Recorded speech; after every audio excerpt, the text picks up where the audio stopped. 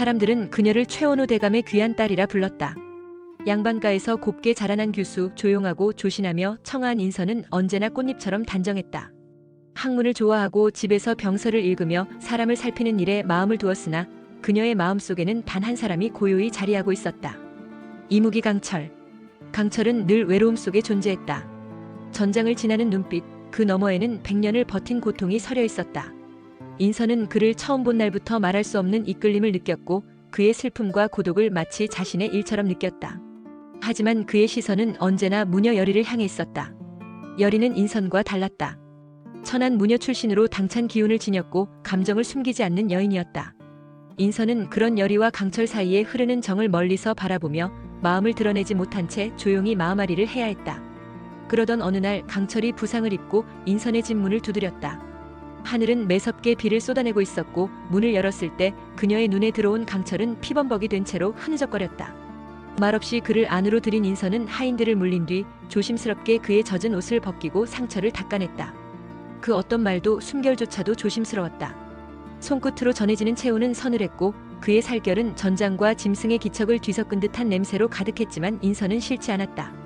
오히려 그 모든 것이 살아있는 그를 느끼게 해주었다. 불빛만 일렁이는 방 안 두 사람은 조용히 숨을 죽였다. 인선은 그 순간 아주 잠시지만 그의 곁에 있다는 사실에 안도했다. 말하지 못한 마음을 손끝으로 전하는 것 외엔 그녀가 할 수 있는 것이 없었기에. 그러나 그 평온은 오래가지 않았다. 깊은 밤 여리가 그의 안부를 찾아 인선의 집 문 앞에 섰다. 빗소리를 뚫고 들려온 그녀의 목소리는 조용했지만 단호했다. 강철 거기 있죠? 다친 데는 없어요? 그 말에 강철은 인선을 바라보다 천천히 고개를 끄덕였다. 문을 열어주세요, 인선 아씨. 그녀가 걱정할 겁니다. 인선은 천천히 자리에서 일어났다. 손은 떨렸고 입술은 굳게 닫혀 있었다. 문을 여는 그 짧은 순간 그녀의 마음속에는 눈에 보이지 않는 금이 조용히 일기 시작했다. 여리는 젖은 옷도 아랑곳하지 않고 곧장 방 안으로 들어왔다. 인선을 지나쳐 강철의 곁으로 다가간 그녀는 무릎을 꿇고 그의 상처를 들여다보았다. 괜찮아요? 어디 더 다친 데는 없죠? 그 모습을 바라보던 강철의 눈빛이 부드럽게 흔들렸다. 그의 입가에 떠오른 미소는 짧았지만 분명했고 그 시선은 여리에게 향해 있었다. 그러나 그 순간 그의 시선은 어딘가 미묘하게 흔들려 인선을 향해 스쳤다. 길지는 않았지만 그 눈빛 속에는 미안함과 고마움 그리고 설명할 수 없는 감정의 파동이 담겨 있었다. 인선은 아무 말 없이 두 사람을 지켜보았다. 그녀의 두 손은 앞치마 아래 조용히 감추어진 채로 떨림을 참고 있었다. 사랑은 표현할 수 없는 이에게 너무 가혹한 감정이라는 것을 그녀는 그날 밤 뼈저리게 실감했다. 며칠 뒤 여리는 다시 인선을 찾아왔다. 그날 밤의 기억이 잊히지 않았던 것이다. 강철을 부축해 인선의 집을 나서며 느꼈던 미묘한 감정의 변화를 여리는 외면할 수 없었다.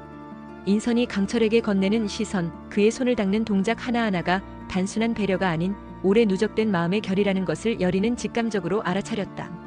그녀는 인선의 집을 조용히 찾았고 다소간의 침묵을 두른 채 앉은 자리에서 감사 인사를 먼저 전했다. 그러나 그 인사 뒤엔 단도직입적인 물음이 이어졌다. 당신도 강철을 좋아하시나요? 인선은 놀라지 않았다. 그녀는 이미 그 질문이 언젠가는 올 것임을 알고 있었다. 다만 예상보다 조금 더 빨랐을 뿐이었다. 인선은 조용히 눈을 내리깔았다가 이내 여리를 똑바로 바라보았다. 그 마음은 단순한 호감이 아닙니다. 그는 너무 오래 혼자였고 너무 오래 버텨왔지요. 저는 그가 이제 외롭지 않기를 바랍니다. 그것이 제 마음의 시작이었고 지금은 제 삶의 일부가 되었습니다.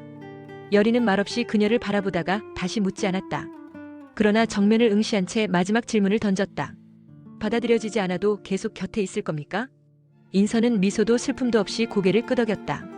그 마음은 제가 버릴 수 있는 것이 아닙니다. 멈춘다고 멈춰지는 것이 아니기에 저는 계속 그 자리에 있을 겁니다. 그 순간 두 여인 사이엔 이해와 견제, 고요한 충돌이 함께 맴돌았다. 여리는 대답 대신 천천히 자리에서 일어났고 인선은 문 밖까지 배웅하지 않았다.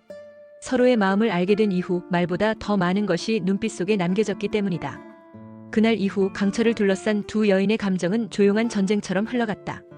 마음을 숨긴 채 미소 지으며 지나치는 순간들이 계속되었고 그 안에서 서로를 의식하지 않을 수 없었다. 다시 비가 내리던 어느 늦은 오후 강철은 인선의 집을 찾았다. 이번엔 돌연한 부상이 아닌 치료에 대한 감사의 뜻을 전하기 위해서였다. 그는 초라한 몸짓으로 문 앞에 섰고 말없이 비에 젖은 머리를 손으로 쓸었다. 문을 열고 마당에 나선 인선은 그의 존재를 한눈에 알아보았다. 말은 없었지만 강철의 방문에는 그날 밤의 기억과 무언의 감정이 배어 있었다. 인선은 조용히 그를 안으로 들였다. 마루에 앉아 마주한 두 사람 사이에는 짧지만 깊은 침묵이 흘렀다. 강철은 손에 들고 온 약초 꾸러미를 조심스레 내려놓으며 말했다. 그날 덕분에 살았습니다. 인선은 고개를 끄덕였을 뿐 아무 말도 하지 않았다. 그녀의 눈빛은 부드러웠고 감정은 절제된 채로 고요하게 머물렀다. 강철은 그녀의 그런 다정함에 자신도 모르게 기대고 싶은 마음이 들었다. 그러나 여리를 향한 감정은 여전히 그의 가슴속에서 요동치고 있었다. 인선 곁에서는 조용한 위로가 있었고 여리 곁에서는 생의 격정이 있었다. 두 감정이 충돌하는 그 안에서 강철은 자꾸만 흔들리고 있었다. 계절이 바람을 바꾸고 매화가 서서히 꽃망울을 터뜨리기 시작하던 무렵 강철은 홀로 매화동산을 걷고 있었다. 매화가 만개한 산책로는 그 자체로 풍경이었고 바람에 흩날리는 꽃잎은 마치 과거의 기억처럼 사람의 마음을 자극했다. 이상하게도 여리와 인선은 같은 날, 같은 시각, 같은 곳을 향하고 있었다. 그들은 서로 마주치리라 예감하지 못했지만 인연이라는 이름의 선이 그들을 다시 엮어냈다. 산책로 입구 바람에 나부끼는 매화잎 사이로 강철의 뒷모습이 보였다. 여리는 주저없이 그의 이름을 불렀고 인선은 잠시 그 자리에 멈춰섰다. 여리는 앞으로 걸어가 그의 손을 잡으려 했다. 그러나 강철은 그 손을 피하듯 살짝 몸을 뒤로 물렸다. 그 짧은 거리 속에서 그의 눈동자는 인선을 향해 조용히 머물렀다. 그 시선에 여리는 처음으로 당황했다. 그녀는 자신도 모르게 움찔하며 손을 내렸다. 인선은 순간 당혹스러움을 감추기 위해 고개를 숙였고 매화꽃 하나가 그녀의 머리 위에 살며시 내려앉았다. 정적이 감돌던 그 사이 여리는 인선에게로 걸음을 옮겼다. 가까이 다가선 그녀는 말보다 낮은 목소리로 감정을 덜어냈다. 당신은 언제나 조용한 틈을 타들어오네요. 그리고 한 발 더 다가와 평정한 얼굴로 그러나 확고한 눈빛으로 속삭였다. 이젠 나와 그 사람 사이에 끼어들지 마세요. 그를 혼란스럽게 하지 말아요. 그 말은 조용했지만 칼끝처럼 날이 서 있었다. 인선은 고개를 들었고 조용한 눈빛으로 여리를 응시했다. 말은 하지 않았지만 그 눈빛엔 확고한 결의가 담겨 있었다. 그녀는 더는 물러서지 않을 것이었다. 매화꽃이 흩날리고 바람이 스쳤다. 그날의 공기는 향기로웠지만 두 여인 사이에는 보이지 않는 긴장이 조밀하게 감돌고 있었다. 사랑은 이제 더 이상 조용히 흐르지 않았다.